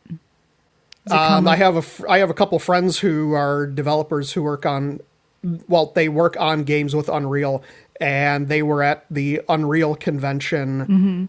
Tim Sweeney's pushing Unreal 6 as being the metaverse engine. Oh, boy. Where developers will be able to opt into their games being part of the Fortnite metaverse for the Unreal boy. Engine. Oh, I don't know how I feel about that. Calm down, Listen, Tim. Fortnite ruined everything. I mean, I have so many hours in Fortnite. I don't know. I have to respect what they're doing, even though I don't play. Because, like I said, I think that the developers Yeah, but every working on time their you look engine at some are great. game and you go, why does it look like this? Why does every game look like this? No, but I play other things. I'm like, this is what the Fortnite developers are doing, like having things pop seamlessly in and out of the world and live events happening. Like that's what a talented developer can do with that engine. And so, sure, it's not their fault. Yeah. You know what I'm saying? Anyway, my point is this. I think that if we have portable PS5s, portable Xboxes. Why do you need all that? I don't want all this. I don't want. I know, but it's five going things to that can play the same 5 games. We're now I lowest can't. common denominator. Like, we're not going to advance. We're not. I think we are. I think with how popular PC This generation gaming is, we're going to advance. doesn't look much better than NVIDIA the last GPU or is previous. more I'm popular sorry. than ever. Like, It could just be some me of the games you're playing. I mean, if you play a really good, I play every game. Unreal 5 game. When we did the Sony Pony episode, and I went back to PS3 and PS4 games, I'm like, we haven't really gotten very far at all. No, I agree. Like, We need to make a graphical leap, but I think Alan Wake looked good. I think Wukong looked good. I think that what other game did I just play recently that I thought looked gorgeous? Sure, Cyberpunk looked great. I mean, there's been some highlights for me, but like, I don't think we're like in the shock and awe era. Like, I think Fortnite is taking everything back. It's like, oh, we make it happy and it runs on everything. Yeah, I don't know if that's Fortnite's fault anymore, though. It is Fortnite's fault. Marvel's Fortnite's fault. Overwatch is Fortnite's fault somehow. What? It came out before. Somehow. What are you talking whatever. about? It's still their fault. They knew it was It's coming. not their fault. No. I mean, all they did was capitalize quickly off the Battle Royale craze, and they turned a game over overnight from a dead game and had a success out of it. But, yeah, the talent isn't there, Badger says. I agree. Well, we've been saying that all along good. because they compared, like, Batman Arkham, whatever, to Suicide Squad or whatever the latest DC game is. And it's like night and day, like just the quality. The devs are all talk to developers themselves. They'll tell you. They all said, "Fuck this shit. I'm just gonna start an indie studio and make fucking Vampire Survivor, whatever." Yeah. I don't know if it's been confirmed yet, but it is true that the director of Dragon Age: The Veilguard left EA, BioWare, and there were rumors. Yep. I don't know if it's been confirmed yet, Connor, that the whole studio is being shuttered, the Edmonton office that worked on it. But that's just rumors. That's still just a rumor. But apparently this person has left. And a lot of people are seeing it as a good sign because like Mass Effect is coming and BioWare needs a hit with Mass Effect or they're dead, right? Is that the tone? Like that's it. Because Dragon Age did not perform well sales-wise. And kind of reception-wise as well, outside of like the small like games journalists kind of clicks, just right. So they need kind of a win. That. It wasn't a great. I keep saying it wasn't a great Dragon Age game, but it was a good action RPG. I like the combat, but the levels were too small. And the writing was shit. And the endless dating dialogue. I talking to some girl in a lighthouse. I didn't want to do it. Yeah, you know? That's been EA's MO for the last talking to a girl years. in a lighthouse? No, where they take their existing IPs and then over Twist every 'em. iteration just slowly remove the RPG aspects. Like they were doing that all the way back when they removed party members and character customization and stuff from Ultima in dumbing the 90s. it down. They did it to Mass Effect. They do it with every property, is that they take like these very expansive, complicated games and just strip mine it for parts over the course of a few I feel like we're iterations. dumbing everything down, not just I have the a question, graphics, John. Michelle, for you. Okay. I don't think we've talked about this. All right. I've been seeing mixed emotions about Kingdom Come Deliverance 2, which comes out soon. Yeah, I'm going to play it, and we may have a key to give away as well. I did play the I first. want to play it. Yeah. It's the first game was like Eurojank and a small team, like 1 or 2 people. Connor, do you remember? I remember it was like a very small team, but it had so much potential because it was like a small team. true like medieval RPG. And I was like, oh, the second one's going to be it. They're going to like really refine it. Yeah. So what are you seeing mixed about it? Because I've kind of not paid attention. I just knew I was going to play Mostly it. the woke kite like injection. It went woke, really? The first one they criticized because it was too many white people in medieval Europe. I think the guy that made the game was very outspoken about that this is, correct. But I've been seeing like mixed stuff, like that it might be woke, it's not woke. The guy that made it's not woke. Well, it could be that he maybe after the pressure from the first one, because there was like, it was like whatever took place in here's 17th century Poland. People were like, why is it filled with Polish people? Where are the Chinese immigrants? So here's a headline from PC Games Then. Kingdom Come Deliverance 2 dev slams grifters amid anti-woke backlash. So anti-woke. I don't it's know. the opposite. Well, yeah. No. They're saying that it has gone woke now.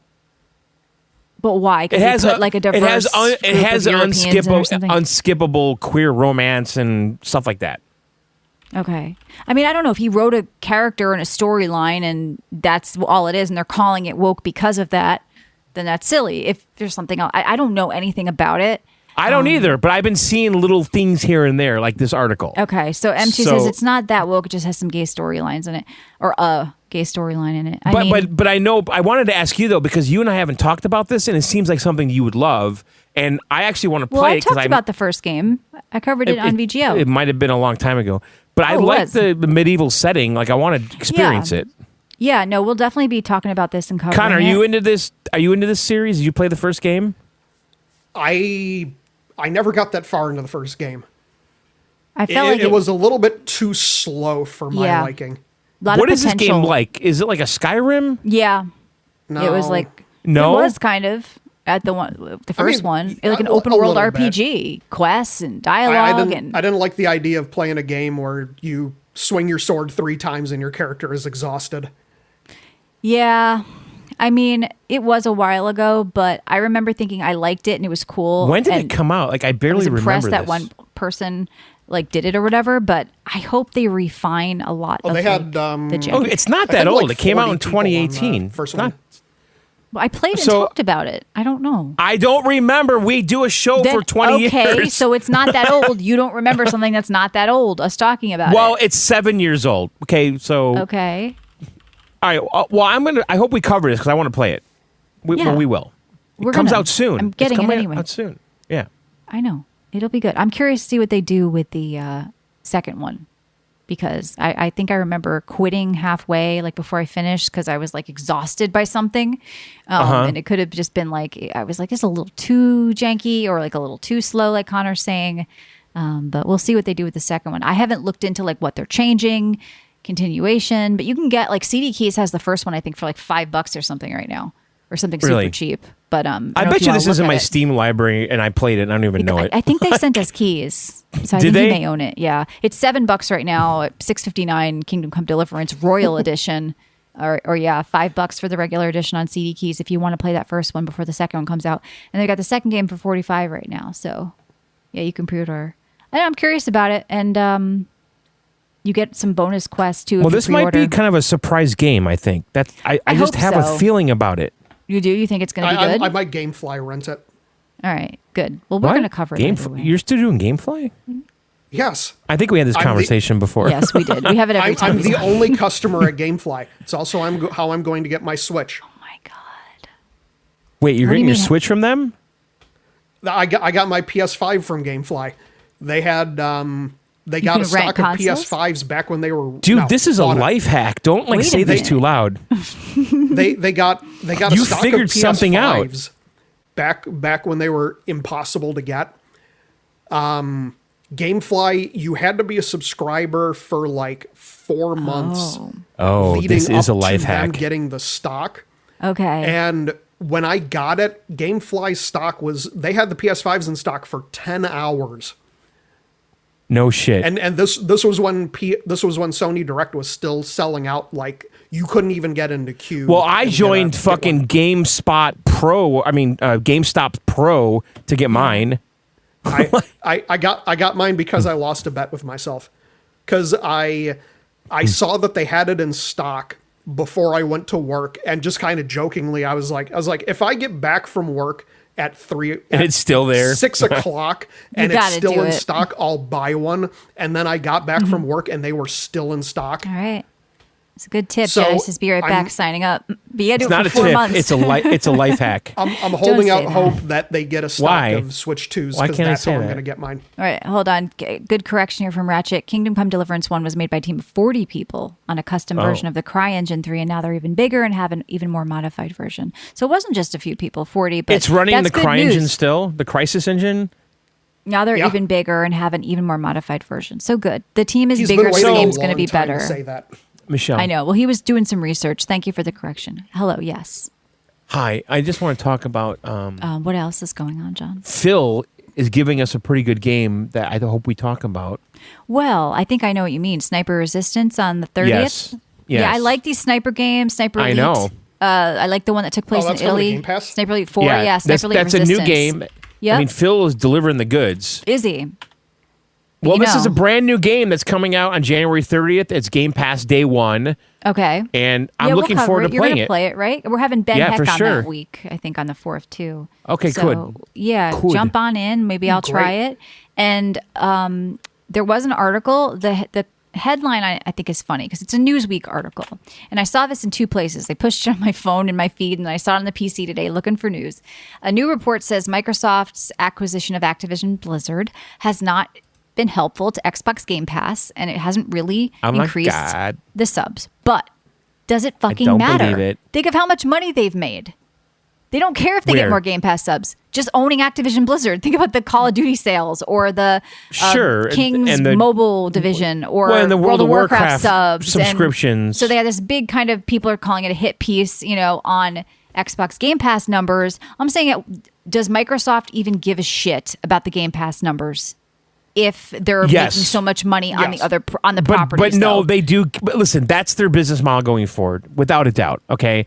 But they're making more money on selling Indiana Jones on Steam than they are Call on Game of Duty Pass. money on PlayStation, that's like huge gravy. Like Phil bought like an island for his kitchen with that money, I assure you. Right. And Game Pass is a conduit. It's a way to get people into the ecosystem. Yes. But I don't know what they're going to do to really grow their numbers, because I've heard the adoption rate on Xbox is pretty good. A lot of people have it. But on PC, they're not going to make gains, I don't think. Well, they're adding it to smart TVs. Yeah, is that going to make huge gains? Well, where are they going to invent these customers? I don't think they're going to be able to do it. I think if Microsoft wants to succeed and make a lot of money, it's going to have to be with these titles that they put everywhere. I think the method of putting their games everywhere, that's where they're going to make their money. Yeah. Putting Indiana Jones on PlayStation, that's where you make your money. If they make a badass Switch killer that has Game Pass, you're never going to be a Switch killer unless you can emulate on your handheld. Because, so you're not going to be a Switch killer. No one thinks that way anyway. What are you talking about? They need to get rid of their dog shit ass PC app and move everything over to Battle.net.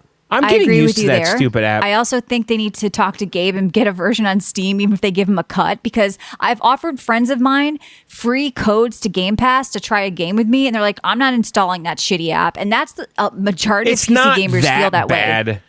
The majority of PC gamers have no interest in it. They will not install that shit app. They hate Windows. What's bad about it, though, really? It's pretty bad, John. Better. You're not going to get people off Steam to use that app. You've got to get on Steam if you want PC gamers, Microsoft. And if you're not going to do that, then just put your games everywhere. I support it. Make your money. Like, all these games are going to PlayStation and they're going to Steam. Yeah.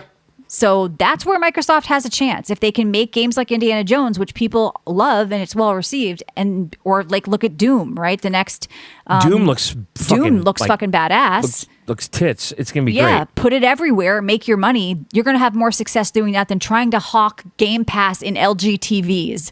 How many people are gonna do that? I don't know how many people CC do says Netflix Microsoft on is going to LG. buy Steam someday. I don't think that's ever going to happen. No. I mean, you have more insider knowledge over there than I do, Connor. But I don't. Gabe's going to retire at some point. Yeah, but he's not the only owner, and I think the whole philosophy of Steam would never sell to them. What do you think, Connor? Yeah, so Gabe owns a slight majority of Steam, but the board of directors have absolutely no reason to sell the company off because it's 70% of the PC game market. It's private, though. It's not a public company, and correct? they're the most profitable of any company per employee, right? That whole report just came out. Valve is more profitable per employee than like Amazon. Yes, than Netflix, everything. Apple combined. So they're not going to sell to Microsoft just out of principle alone, let alone because of how well they're doing. I could see them partnering a little closer, though, because it would be strategic and smart. Gabe owns 5 yachts. Yeah, I know. don't He's think down this in is New gonna Zealand happen. banging hookers and doing coke. I don't think he's he's back doing from New coke. Zealand. I don't think Coca-Cola. he's doing coke. Yeah, I mean, I would be on a yacht drinking coke. But no, I don't Michelle, think that's a danger. I just feel on like Game Pass, What's Orcs that? Must Die, Death Trap. Are you going to play that? I don't know. What is that? The last Orcs Must Die was silly. It looks bad. It looks really Fortnite-y. Yeah, I don't think I'm over the Fortnite look. I will give you that, John. I don't love it. That Looks Fortnite-y. Yeah. So Ratchet says the way Valve works internally, they couldn't sell you anyway. cancel? It's turbulent. Sorry, what'd you say? I canceled my Sniper Elite GameFly Good. You didn't know it was on Game Pass? pre-order. Yeah. I didn't know it was going to be day one Game Pass. GameFly lets you lock games in so you can guarantee to get it nice. rented day one. Yeah, I don't know. I just think that, like, I guess maybe, John, you disagree. You think that Game Pass is going to keep, like, taking over and grow and beat the ticket. I think they're kind of at peak here. Michelle, Yeah. look at all other media. Yeah. It's all I think it's subscription. going to be a side thing. It's I do too. I think it's going to be phased out. I think they're. When's the last time you bought a fucking MP3 for 99 cents? It just doesn't happen. I've purchased MP3s in a long Fine. time. We all had On Napster. I've been downloading. Yeah. So, but when's the last time you bought a digital movie? I buy digital games all the time in my Steam library. But what I'm saying, though, is I think I don't Microsoft see had why a goal that's to the grow Game holdout. Pass to crazy numbers. I think they've let go of that a bit, and now their goal is put games everywhere. They've PlayStation. let go of the idea that Game Pass is going to be their number one driver of customers, and realize that that is going to be one of their avenues of service alongside getting games on PlayStation. Yes, I agree with you. Is just sensible. Yeah, it's not a bad thing. A lot of people in the community think it's a bad thing. I think that this is how Microsoft grows and survives, and it encourages them to actually make good games. If you want to make money, you can't just sell Game Pass. You have to make a good game like Indiana Jones and put it everywhere, or Doom. But Sony's so the same thing. Win. I'm paying $150 a year right now for PlayStation Plus. What's the fucking difference to Game Pass? It's the same fucking shit. Don't more people use it? I know, but it's the same business model. So more people are on PlayStation Plus compared to Game Pass. I don't know if that's true. I think it's true, and they're not even really used on PC. I don't think that's true. I don't know. But According to the PlayStation people, it is. That's what they tweet. Yeah, but I don't think it's true. I think Game Pass has more subs than PlayStation Plus. But after doing the Sony Pony episode, I've kind of found a new respect for PlayStation Plus because it made me look at it closely. I'm not into sub I like services, PlayStation Plus. So I do too. I do. I think they have better gaming history than Xbox. You know, if you want to revisit some, just historical, monumental titles, they're there. Yeah, I really like ones. the game trials. Yeah, that's the game that's trials. Good. Yeah, but I haven't really paid close attention to those. They don't do day one like legit games though with the trials, right? It's usually weeks or months after. It's usually a little while after. Okay. But I see that's useless to me because we play the big releases as they happen. I've never seen a game trial there that I want to install because I'm like I already played this. Right. It depends on the game. Yeah. Like they had. I think they had the trial for Black Myth Wukong came out pretty close after the game came out. Okay. And they also had a 2-hour trial for the Dead Space remake and I think Callisto Protocol when that came out. Sony, back when the PS5 back when they were talking about revamping PlayStation Plus, they actually had a kind of a decent idea where they were going to mandate any game that cost over $45 USD had to include a 2-hour trial for PS Plus Premium. And developers got pissed off at it, and they very just quietly canceled that. I remember that, yeah. Yeah. I don't know. I feel spoiled with the Steam 2-hour returns. Like, can you do returns at all on PlayStation? Like, if you play a game at all? Do they offer that? Didn't Matt get a return? Or he got Matt banned? had a special thing. But I didn't know. Didn't Matt tell them that... so Sony has he blamed his kid, right? Yeah, and then they said that you can or we'll get rid of your account. They threatened him or something.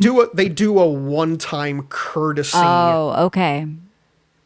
Unless it's something that's incredibly universally broken, like Cyberpunk 2077, where they were doing just flat out refunds for that, and Concord, where they obviously refunded everyone at the publisher's request.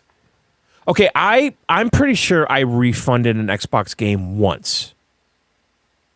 I don't remember the circumstances, and on their website, you can do it if it's within 14 days. I hope they change that. I remember. I'm pretty sure I did this one time on Xbox. Big risk. Like, would you have returned that Donkey Kong game? If you could have on Switch. I don't hate that game, Michelle. Like, I mean, I knew $70 I knew what I was getting into. I have to own it. They delivered exactly what I knew they were going to deliver. Nintendo is for people like John with Nintendo brain.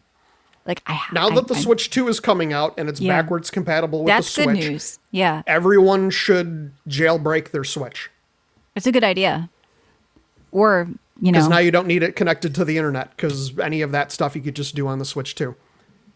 Right. Don't trade in your Switches, because they're going to be worthless. But what are you going to do with that Switch? 5 or 6 months. You're going to emulate other Switch games on it. What are you jailbreaking? Like, what are you doing on the Switch? You're going to fucking I'm gonna hack play it. all the homebrew porn games. Okay. Is there? Yeah. Is that a thing? Is there Switch homebrew porn games? Probably. They probably involve furries or something. Because I was just strap the Joy-Cons to your ankles. I know we have our Not Safe for Work episode coming up soon in February, and I have been getting some weird fucking suggestions in Steam lately. Like, I don't know, they're always trending on the main page, but I don't know if only I see them. But there was just one out there, I forget the name of that game, Connor, I posted in Discord. They're like injecting eggs into the stomach of a woman. Oh, yeah. And there's some, and they all do well. Like, they're all well reviewed, and there's 10,000 reviews on it. I'm like, why aren't I in on this? Let's just make a fucking game for these fetish people. Right. Steam loves it. You need to make a porn game. We should make a porn game. With little ponies. I'm ready to sell out. Yeah. Let's just, it's half comical. We got to These are all the games that you look them up and the developer's making $30,000 a month on Patreon. And you're sending it to all your friends what the fuck is happening here? And you're all laughing, but there's a bunch of people that this is their thing, and the developer knew and they tapped into it.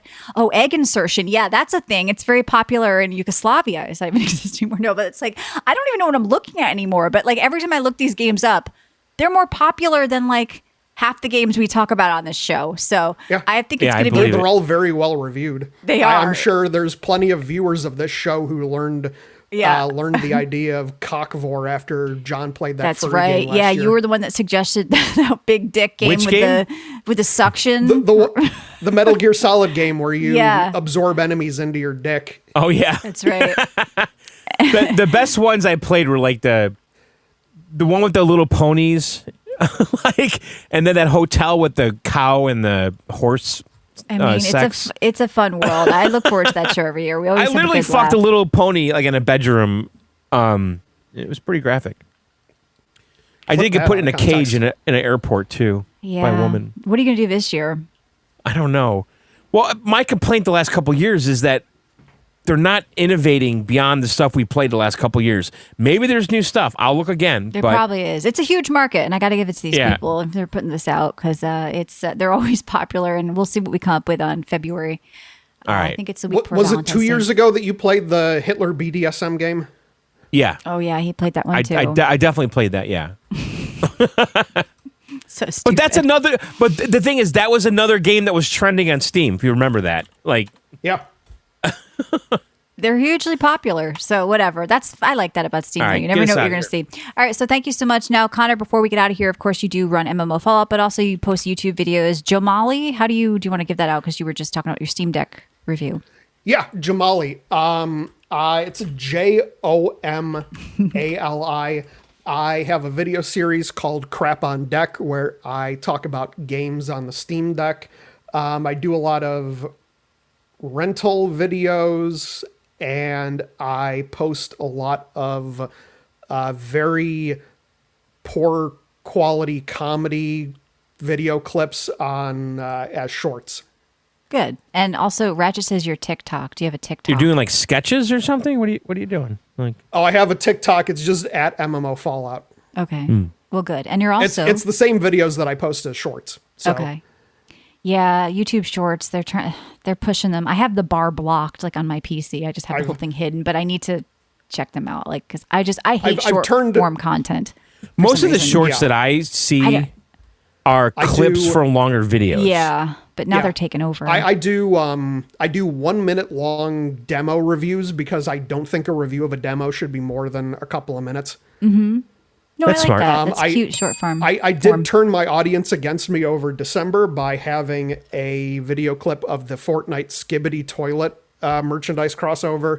And also I have a video of Jason Momoa from Fortnite dancing to All I Want for Christmas Is You.